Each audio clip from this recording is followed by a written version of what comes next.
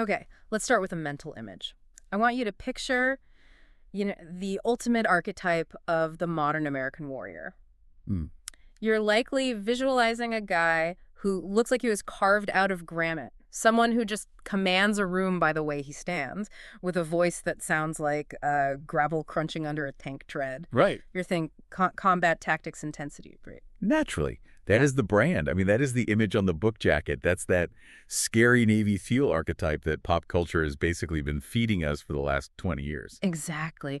But here's where it gets really, really interesting. What if I told you that this same guy, the one who spent his career hunting insurgents in the most dangerous city in Iraq, holds a Bachelor of Arts in English, that he spends his spare time analyzing, I don't know, Shakespearean narrative structures, that he writes children's books about overcoming fears for elementary schoolers. And just to throw another curveball into the mix, as of 2026, he is sitting on the board of directors for a Major League Soccer team, alongside pop culture icons like Issa Rae and global soccer stars. It just creates this massive cognitive dissonance, doesn't it? It just doesn't fit the box we want to put him in. It creates a paradox, and that is exactly where this deep dive begins. I mean, if you only look at the surface level, the memes, the good video, the black and white Instagram photos of his wristwatch at 4:30 in the morning, you are missing the actual story. You're missing the substance. You're missing all of it. The source material we have today, which includes his full military biography, his bibliography, and his business filings up to January 2026, it reveals a much, much more complex figure. We aren't just looking at a soldier here, we're looking at a soldier philosopher. And that is our specific mission for this deep dive. We aren't just going to recite a Wikipedia biography. Anyone can do that. We need to figure out the translation mechanism. How does a career defined by extreme violence in Ramadi, arguably the most dangerous place on earth in 2006, how does that translate into a mainstream philosophy of business and parenting and life that applies to a software engineer in Seattle just as much as a soldier? Precisely. We need to connect the dots between the battlefield and the boardroom. Because frankly, there are a lot of ex-military guys who write books. A lot. There are a lot of tough guys who start podcasts. Very, very few of them build the kind of diverse, multifaceted empire that Jocko Willink has built. We need to understand why his specific message resonated so loudly and really how he constructed this whole ecosystem. So looking at the roadmap, we have a ton of ground to cover. We need to look at his evolution starting as a 19-year-old enlisted sailor, not an officer from the get-go. That's a key point. We need to dissect the crucible of Task Unit Bruiser because you just can't understand his worldview without understanding the sheer chaos of 2006 Iraq. And then we have to look at the pivot, the books, the consulting, the jiu-jitsu, and this fascinating recent expansion into mainstream sports ownership with San Diego FC. Okay, let's start right at the foundation. Section 1, from Connecticut to Coronado. It's interesting you mentioned Connecticut right off the bat, because when people hear Navy SEAL, the mental image is usually some guy who grew up, hunting elk in the mountains of Montana or surfing the breaks in Southern California. Right, a rugged, outdoorsy type. But Willink was born in Torrington, Connecticut on September 8, 1971. A New Englander. A thorough New Englander. And the sources indicate that the call to service wasn't some later-in-life epiphany. It wasn't a reaction to a specific political event or a drift into adulthood. He wanted to be in the military from a very, very young age. And he enlists in the Navy at age 19. 19. In 1990. I just want to pause on that for a second. Think back to what you were doing at 19. I think I was trying to figure out how to do laundry, maybe passing some barely relevant college electives, and I was certainly not making life-altering commitments to the federal government. Exactly. And looking at that timeline, 1990 is so significant. This is pre-9/11. The world was a fundamentally different place geopolitically. The forever wars hadn't even begun. That is a crucial distinction to make. When Willink enlisted, the Soviet Union was collapsing. The Berlin Wall had just come down. The military he joined was a peacetime military that was preparing for these large conventional threats, not the counterinsurgency grinder he would end up in a decade later. But I think more importantly, enlisting at 19 means his entire adult formation, those critical years where you really figure out your identity, happened within the strict hierarchy and culture of the U.S. Navy. He wasn't shaped by a liberal arts college dorm experience first. His worldview was shaped by the fleet. Correct. And he didn't walk straight into the SEAL teams either, which is another interesting detail. The sources mention he went to Radio Man A school first. Okay, for those of us who don't speak Navy, let's unpack that. What exactly is A school? So in the Navy, every enlisted person needs a rating. That's their job. You aren't just a soldier or a sailor. You're a mechanic, a cook, a technician of some sort. Willink was a radio man. A radio man. Yeah, so that means before he was learning how to blow things up underwater or conduct raids, he was learning communications theory, frequencies, encryption, radio protocols. Which ironically seems like a pretty fitting start for a guy who eventually makes his living talking into a microphone and communicating complex ideas to millions of people. It really does. It's almost prophetic in a way. It gave him a technical foundation in communication.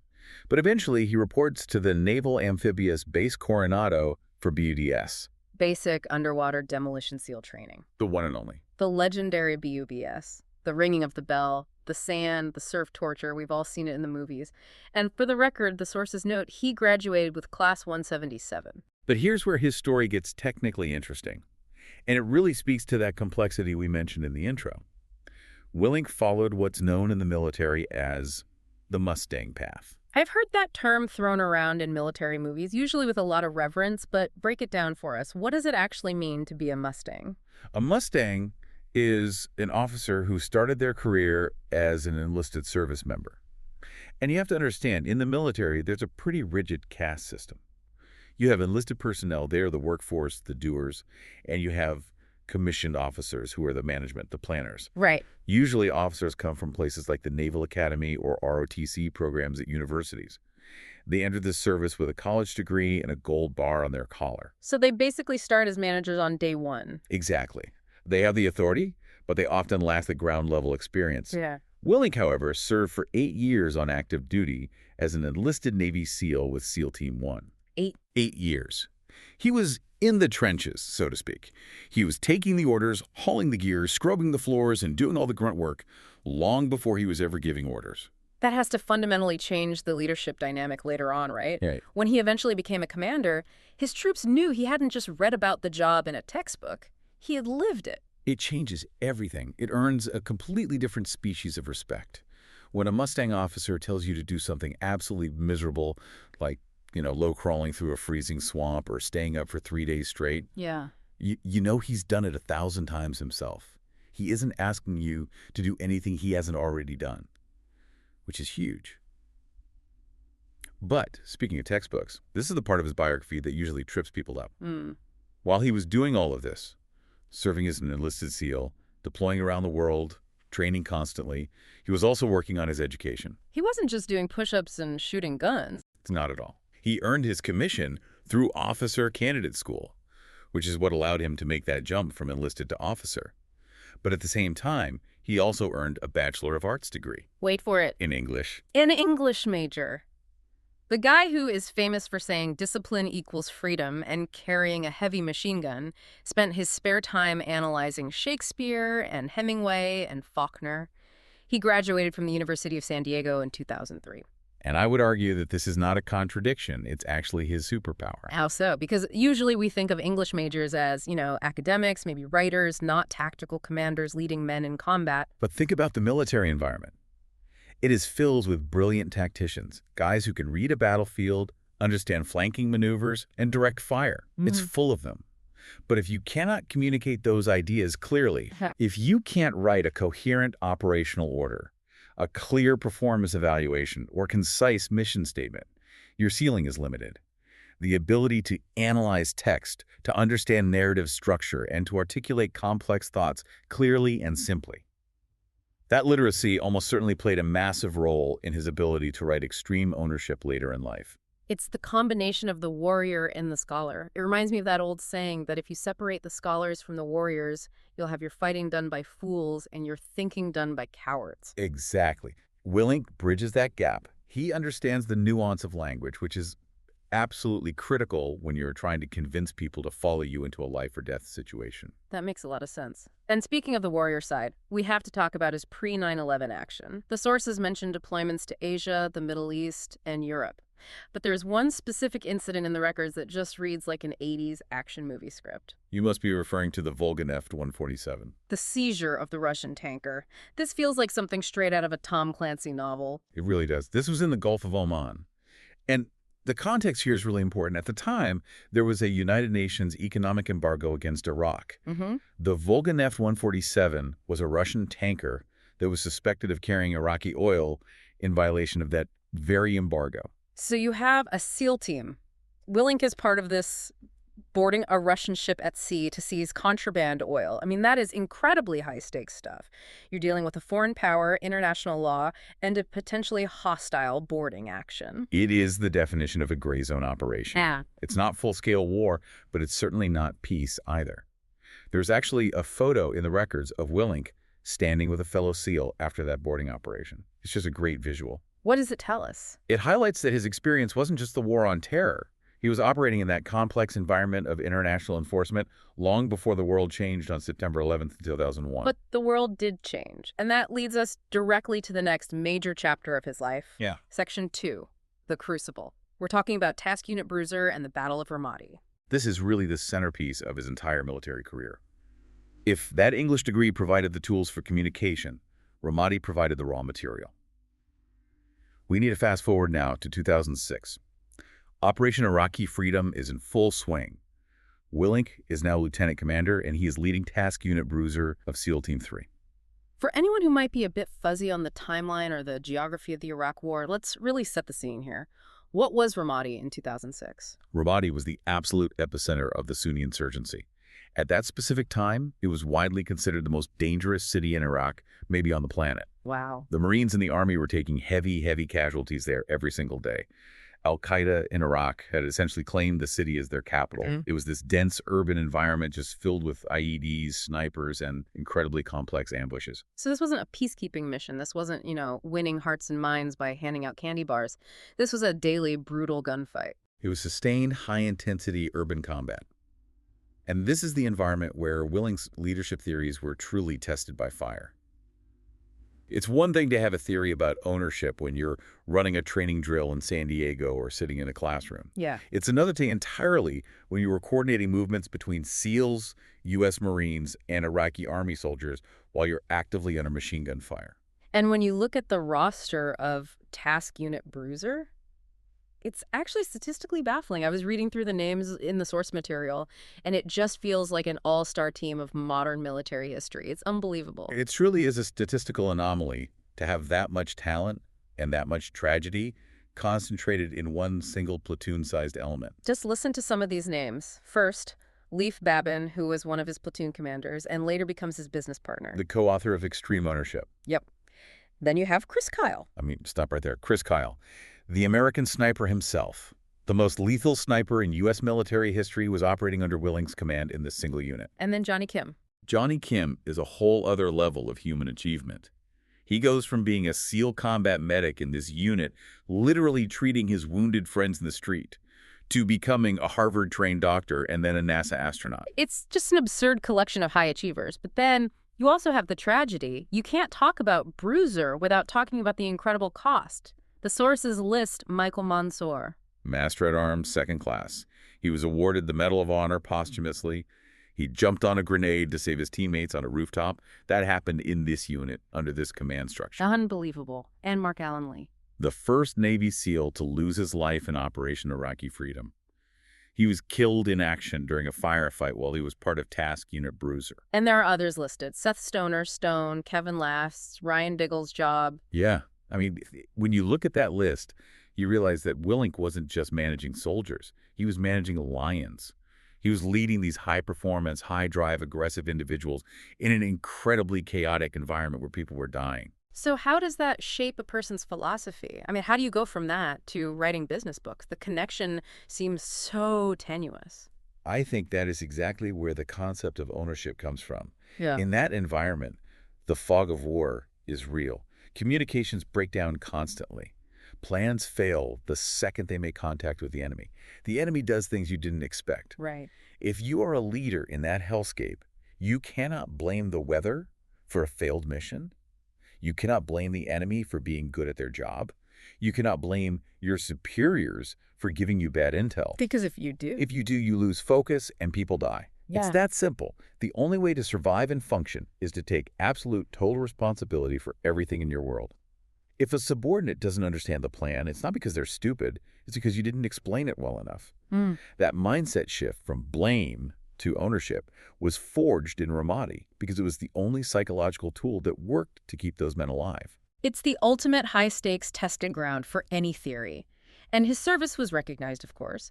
The sources mention he received the Silver Star and the Bronze Star Medal. Correct. He eventually rotated out of that command, served as a training instructor, which is critical, passing those lessons on to the next generation of SEALs, and then retired in October 2010 after 20 years of service, rank of lieutenant commander. But unlike so many who retire and just fade into a quiet life of fishing or golfing, Willink did something very, very different. He took that ownership concept and decided it applied to selling widgets just as much as it applied to clearinghouses in Ramadi. And that brings us to the great pivot. Section 3, Extreme Ownership, the transition from the battlefield to business and authorship.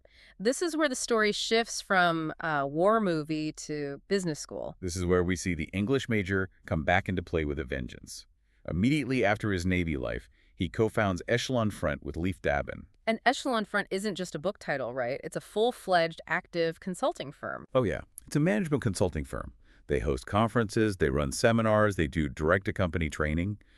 But here is the key insight. They didn't just sell war stories.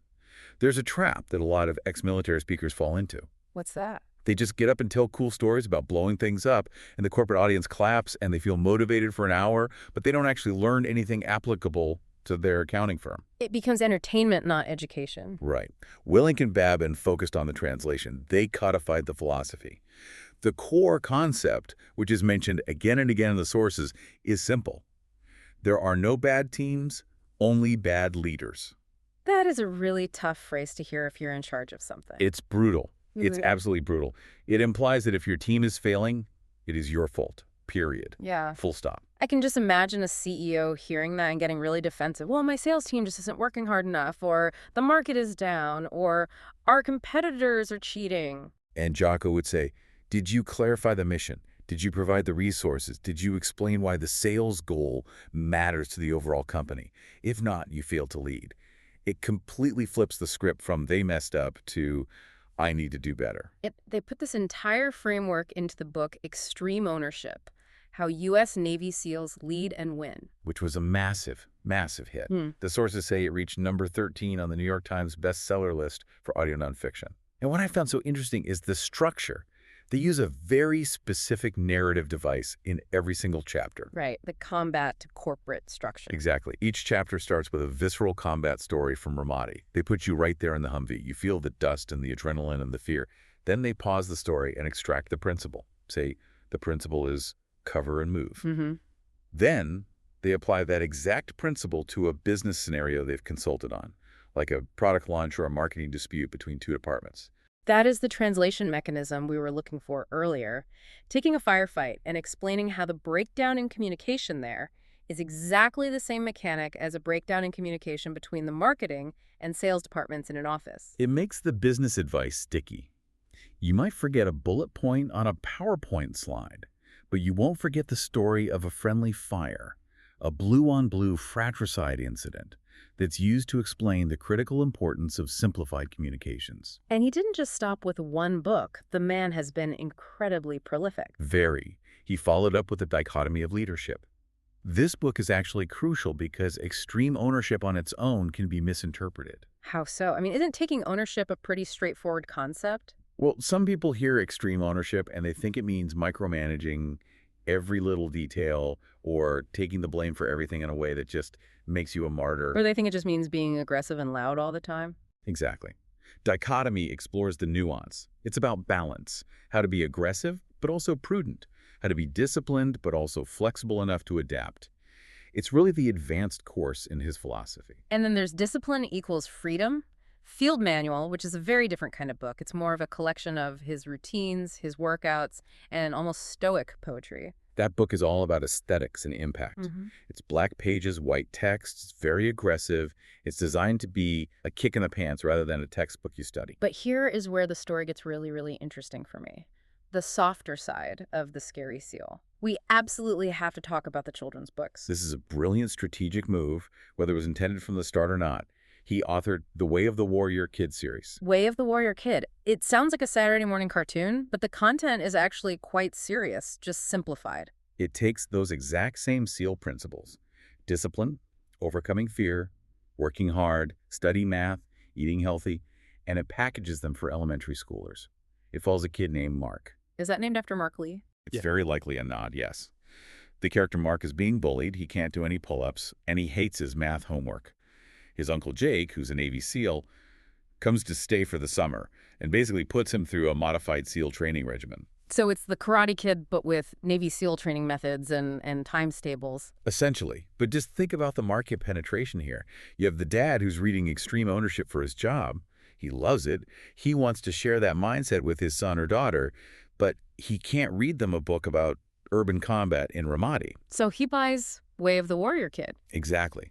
And now the entire family is speaking the same language. Discipline equals freedom becomes the family motto around the dinner table. He's creating a multi-generational philosophy, and it is working. The sources say there are 5 books in that series now, and as of April 2024, it's being adapted into a feature film. And starring Chris Pratt. Which brings the message to a massive global audience.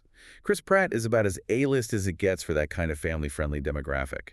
It really solidifies Willink not just as an author, but as the head of a franchise. He even dabbled in adult fiction with a novel called Final Spin in 2021. Which just goes to show that the English degree wasn't a fluke. It wasn't just a box he checked. No, it proves he understands storytelling, fundamentally, as a vehicle for his ideas. Okay, so we've covered the mind, the books, the philosophy, the business consulting. But we can't talk about Jocko without talking about the body, the physical discipline. That brings us to section 4, the discipline lifestyle. This is where the theory becomes practice. You cannot preach discipline all day and then be out of shape and unhealthy. For Willink, the physical domain is the primary testing ground for all his ideas. And that discipline seems to center around 2 main pillars, the gym, specifically Brazilian jiu-jitsu, and the clock. Let's talk about BJJ first. It is a massive part of his identity. The sources note he started training under a guy named Fabio Santos while he was still on active duty in the SEALs. And he's not just a casual hobbyist who shows up once a week. He holds a black belt under Dean Lister. And we should say, Dean Lister is a legend in the grappling world. He's known for his leg locks and his famous philosophy of why would you ignore 50% of the human body? Willink, holding a black belt under him, is a very serious credential. He's also an instructor at Victory MMA and Fitness in San Diego. Why jiu-jitsu, though? Of all the martial arts in the world, why is this the one he evangelizes so much? Why not boxing or karate? Because BJJ is uniquely cerebral. It's often called human chess for a reason. In boxing, you can sometimes just tough it out or get lucky with a wild haymaker. In jiu-jitsu, if you panic, you lose. If you lose your breath, you lose. If you don't use proper technique against a better opponent, you get choked unconscious. So it reinforces the extreme ownership mindset. Completely. If I get submitted on the mat, if I get tapped out, it's because I made a mistake. It is immediate, undeniable, and often painful feedback. It teaches you to be comfortable in incredibly uncomfortable situations. You have a 200-pound person on your chest trying to strangle you. Stay calm, you have to breathe, you have to calculate your escape, and then you have to execute. That is the exact same mindset he teaches for dealing with business crises. And what I found really sweet, if I can use that word in a Jocko segment, is the family connection. The sources say that in September 2022, he promoted his own daughter to blue belt. That connects right back to the warrior kid ethos, doesn't it? Teaching his own children the value of struggle and technique firsthand. He's also turned this passion into a pretty significant business with Origin USA. This is another fascinating pivot. Yeah. He's a co-owner of Origin USA, which is based in Farmington, Maine. And they make all sorts of things: lifestyle apparel, nutrition supplements, fitness equipment. But the key differentiator here, the thing that really defines the company, is the G's. The uniforms you wear for jiu-jitsu. For decades, almost all textile manufacturing has left the United States. Most G's are made in Pakistan or China. Willink and his partner, a guy named Pete Roberts, decided to bring that entire manufacturing process back to rural Maine. That seems, I mean, from a purely business perspective, incredibly inefficient. Wouldn't it be so much cheaper to just import them? On paper, it's crazy. It is much harder and much more expensive to do it this way. But it fits the ownership narrative perfectly. Instead of complaining that American manufacturing is dead, they went out, they bought old looms, they trained a new workforce, and they built a factory from the ground up. They're owning the entire supply chain. They're owning the problem. And of course, you can't talk about his lifestyle without mentioning the 4.30 a.m. club. It is perhaps his most famous or maybe infamous habit. The sources reference it multiple times. Why this retired Navy SEAL commander wakes up at 4:30 a.m. Every single day, he posts a picture of his watch on social media. Black and white, 04.30. His signal, isn't it? It says, I am awake, I am working, I am getting ahead of the enemy. Even if the enemy is just your own laziness. Or procrastination. Exactly. But there's a tactical element to it that the sources mention. He doesn't just wake up and stumble around looking for his gym socks. No, the preparation happens the night before. That's the key. That's the secret sauce. You lay out your gear the night before. You write your to-do list for the next day. So when that alarm goes off at 04.30, there is zero decision fatigue. You don't have to negotiate with yourself. You just execute the plan. I think that's where most people fail, and I'm including myself here. The alarm goes off and I immediately start bargaining. Just 5 more minutes. It's so cold outside. The bargaining is the defeat. Willink's philosophy is to eliminate the negotiation entirely. You set the condition the night before, and you simply execute in the morning. No discussion. So we have the military hero, the best-selling author, the business mogul, the fitness icon, but in the last decade or so, he has become something else entirely. A media empire. Let's dive into Section 5. The Jocko Podcast. It all started after he did the podcast circuit, right? He made these huge appearances on shows like Tim Ferriss, Joe Rogan, and Sam Harris. Right, and he realized there was a massive appetite for this kind of content. People were hungry for leadership advice that wasn't, sugar-coated in corporate jargon. So he launched his own on December 28, 2015. And who's the co-host? Tell us about Echo Charles. Echo Charles. He's a BJJ practitioner and a video producer. And he provides a really critical balance to the show. He's the everyman voice against Jocko's intensity. He asks the questions that the audience is probably thinking. He brings it back down to earth. And the growth has just been massive. As of January 2026, the YouTube channel has around 2 million subscribers. But the format is what always surprises me. These aren't 20-minute, easily digestible sound bites designed for TikTok. No, they are marathons. They're 3, sometimes 4 hours long. And what does he do? He reads old military memoirs. He analyzes these obscure battles from the Korean War or Vietnam or World War I. He dissects human nature and evil and heroism. It's essentially a history class mixed with a leadership seminar and, honestly, a therapy session at times. It just proves that people actually do have an attention span if the content is good enough. They want the depth. They want the nuance. And Willink provides that by reading these old books that most people have forgotten about. He honors the history and the sacrifices of the people who came before him. But here's the most recent plot twist.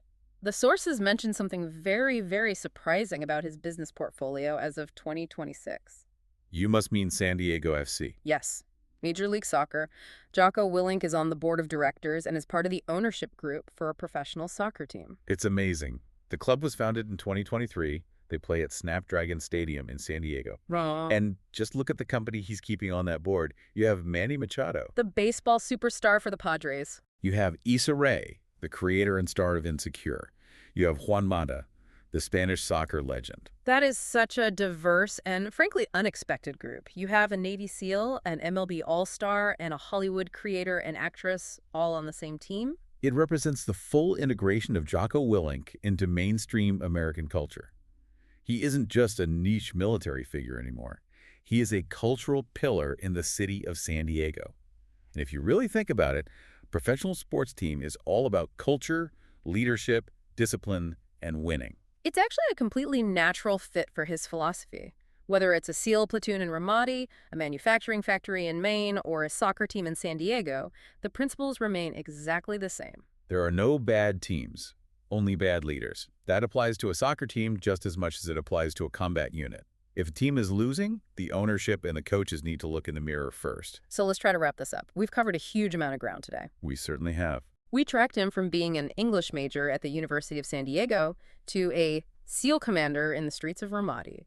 We watched him transition into a consultant, a best-selling author, a podcaster, and now an MLS owner. It is a remarkable, almost unbelievable trajectory.